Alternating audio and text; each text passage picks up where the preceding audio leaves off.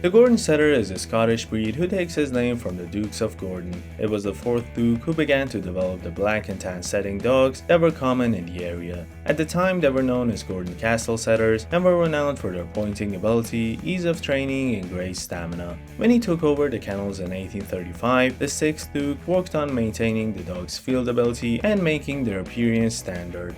Gordons were imported by Americans George Blunt and Daniel Webster in 1842, and the dogs were recognized by the American Kennel Club in 1884, making them one of the original AKC breeds. Today, the Gordon appeals to a special subset of hunters and dog lovers who appreciate him for his noble good looks, scenting ability, and mild manners. He ranks 98th among the breeds registered by the AKC.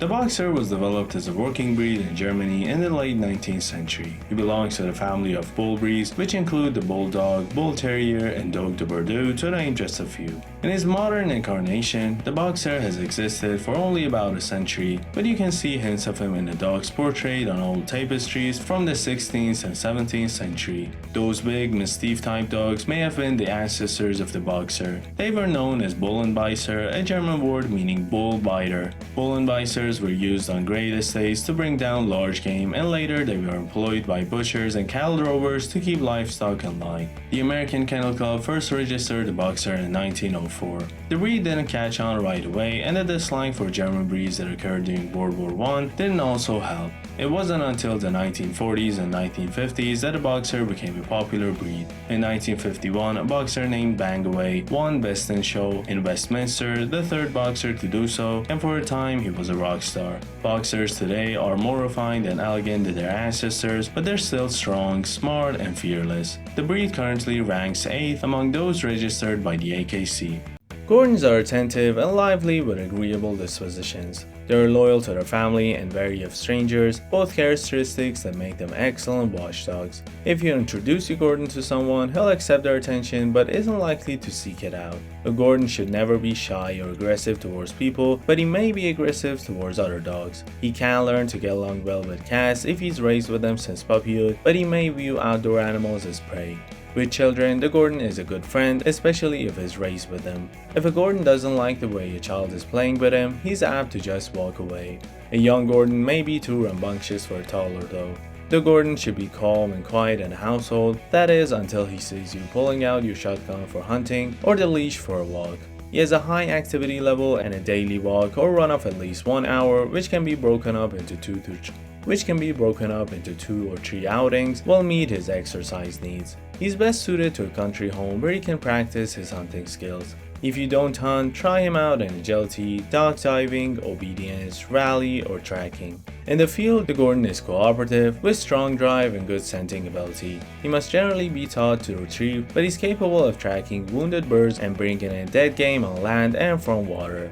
He often ranges out when he's hunting, but he's usually good about checking back in. This is an intelligent dog who is moderately trainable. He responds best to patient, gentle handling. Before we continue, please consider hitting that like and subscribe button, as it would mean a lot. Thanks.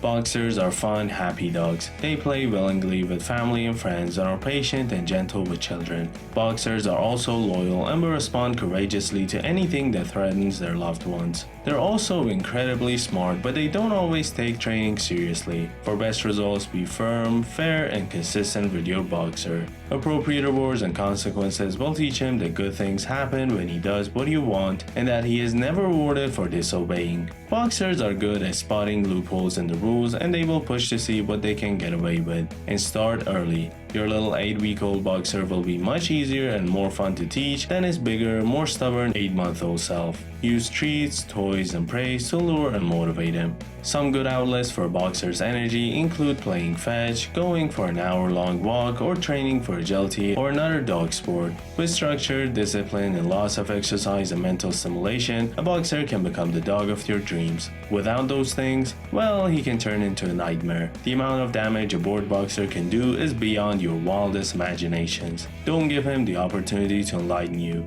Gordon setters can be affected by certain health problems. The most common orthopedic conditions are hip and elbow dysplasia, and an eye disease called progressive retinal atrophy is a potential concern too. Hypothyroidism may affect the Gordon. It's a common hormonal disease in dogs in which the thyroid gland doesn't produce enough thyroxine. Cancers such as fibrosarcoma are also seen in the breed.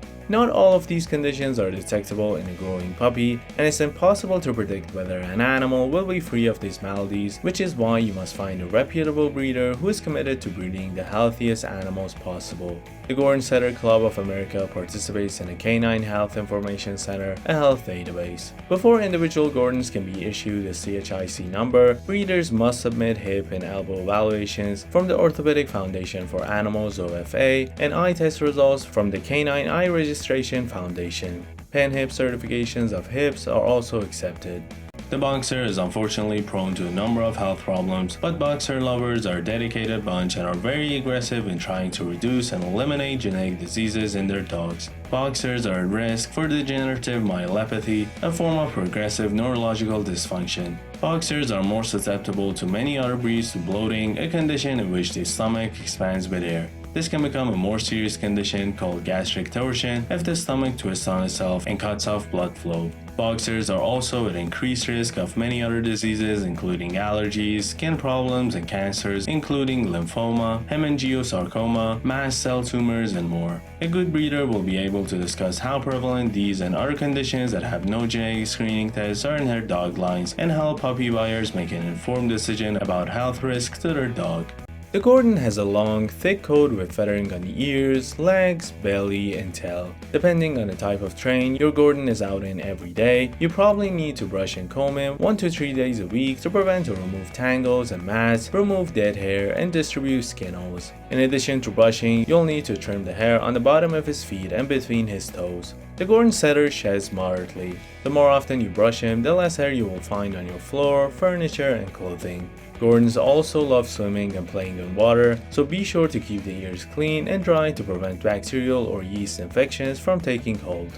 The Boxer is an easy care dog. His short, smooth coat benefits from obliquely brushing with a firm bristle brush or rubber curry brush to keep it shiny and healthy and remove dead hairs that would otherwise find their way to your clothes and furniture. Frequent baths are not needed unless he gets dirty, but with the gentle dog shampoos available now, you can bathe the Boxer weekly if you want without harming his coat. Clean the ears as needed with a solution recommended by your vet. Don't use cotton swabs inside the ear as they can push gunk further down. Wipe out the ear with a cotton ball, never going deeper than the first knuckle of your finger. Trim the nails every couple of weeks or as needed. Don't let them get so long that you can hear them clicking on the floor. The rest is basic care. Trim the nails as needed, usually once a month, and good dental hygiene is important, so brush the teeth frequently for good overall health and fresh breath. Check the ears weekly for dirt, redness, or a bad odor that can indicate an infection. If the ears look dirty, wipe them out with a cotton ball dampened with a gentle ear cleaner recommended by your veterinarian. It's best to introduce your dog to grooming at an early age so he will accept it gracefully. Alright guys, which one do you think you'll get? Tell me down in the comments.